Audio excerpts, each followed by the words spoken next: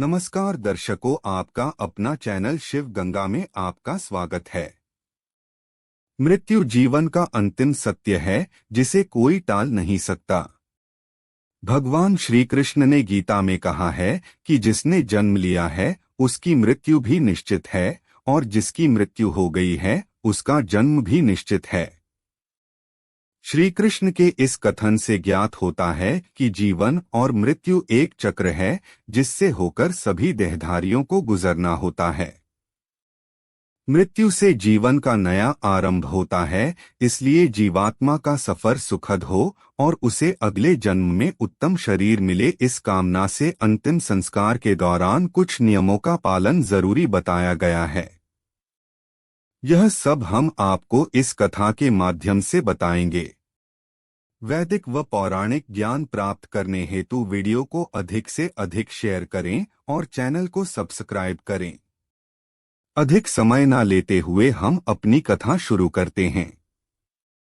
गरुड़ पुराण में बताया गया है कि मृत्यु के बाद श्मशान तक सभी संबंधी जाते हैं और शव को अग्नि के हवाले करने के बाद सभी सगे संबंधी वापस लौट आते हैं।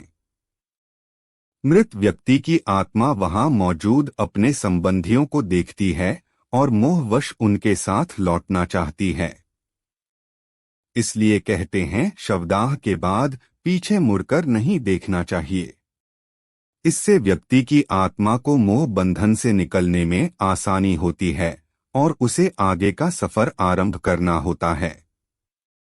इस सफर में व्यक्ति के कर्म और पुण्य ही उसके साथ जाते हैं, इसलिए मृत्यु करीब आने पर व्यक्ति को 10 चीजों का दान स्वयं कर देना चाहिए। ये 10 चीजें हैं: तिल, लोहा, सोना, रुई, नमक, 7 प्रकार के अन्न, भूमि, गौ, जलपात्र और पादुका।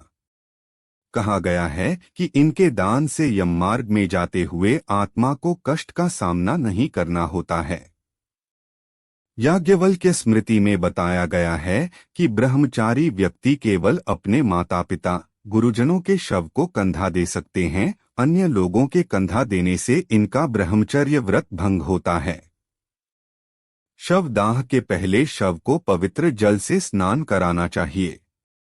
अगर तीर्थ स्थल में अंतिम संस्कार नहीं हो रहा हो तो नहाने के जल में गंगाजल मिलाकर शव को स्नान कराना चाहिए।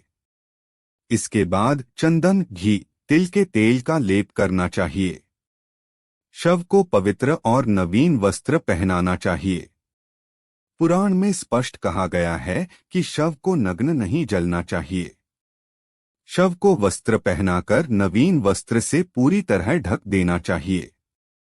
इसके बाद चिता पर शव को सुलाकर उसके ऊपर पुष्प, चंदन और 5 प्रकार की लकड़ियों को रखना चाहिए। चिता सजने के बाद चिता की परिक्रमा करनी चाहिए। यह मृत व्यक्ति के प्रति श्रद्धा प्रकट करने का तरीका है।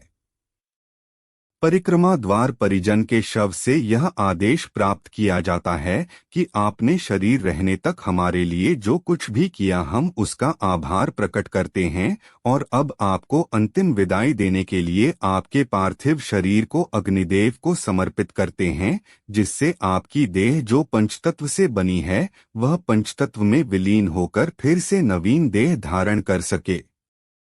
शवदाह क्रिया होने तक परिजनों को श्मशान भूमि में रहकर मृत व्यक्ति की आत्मा को सद्गति मिलने की प्रार्थना करनी चाहिए। इसके बाद जितने लोग मृत व्यक्ति को श्मशान तक छोड़ने गए थे उन सभी को अंतिम प्रणाम करके 3 लकड़ी दाएं हाथ में और 2 लकड़ी बाएं हाथ में रखकर पीछे की ओर फेंक देना चाहिए और पीछे देखे बिना किसी नदी या तालाब पर जाकर वस्त्र सहित स्नान करना चाहिए। स्नान के बाद व्यक्ति का गोत्र और नाम के आगे प्रेत बोलकर अंजलि से जल देना चाहिए। घर लौटने पर मिर्च या नीम दांतों से चबाकर फेंक देना चाहिए। इसके बाद लोहा, अग्नि, जल और पत्थर का स्पर्श करके घर में प्रवेश करना चाहिए। मृत व्यक्ति के नाम से कम 11 दिनों तक एक दीप हर शाम घर के बाहर जलाकर दीप दान करना चाहिए। हम आशा करते हैं कि हमारी कथा आपको पसंद आई होगी। अपने विचार प्रस्तुत करने के लिए वीडियो को लाइक करें, कमेंट करें और हमारे चैनल को सब्सक्राइब करें। धन्यवाद।